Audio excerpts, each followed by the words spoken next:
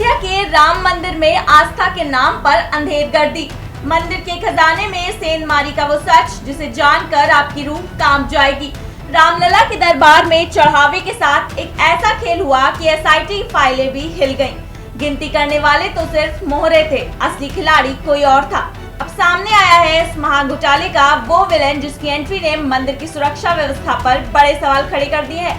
देखिए कैसे रची गई थी मंदिर की तिजोरी खाली करने की ये साजिश।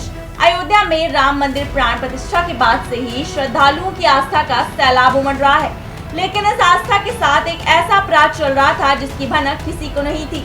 एसआईटी की जांच में खुलासा हुआ कि दान का पैसा मंदिर की तिजोरी तक पहुंचने से पहले ही साफ किया जा रहा था।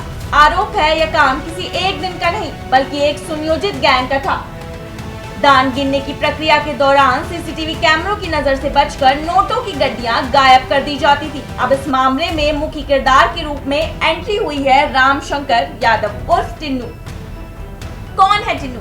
कभी टेम्पो चलाने वाला ये शख्स राम मंदिर ट्रस्ट के बड़े पदाधिकारियों का खास बनकर मंदिर का सुपर बॉस बन गया था। जांच में पता चला कि टिन्नू का अपना एक पूरा गैंग था। इसका काम सिर्फ चोरी ही नहीं था बल्कि वीआईपी दर्शन के नाम पर वसूली का भी धंधा चला रहा था।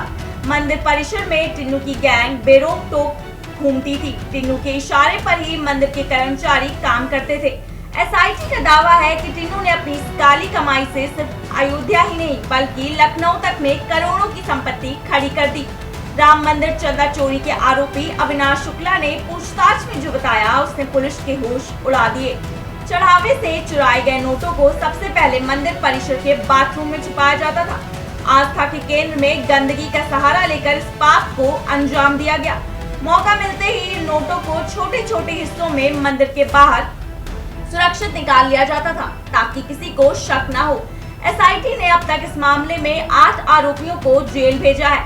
लगभग 80 लाख रुपए का कैश बरामद हो चुका है, साथ ही विदेशी मुद्रा और जेवरात भी मिले हैं।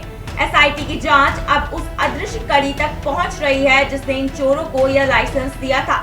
राम मंदिर की पावन भूमि पर चढ़ावे की चोरी न केवल आर्थिक अपराध है बल्कि करोड़ों हिंदुओं की आस्था पर एक गहरा प्रहार है।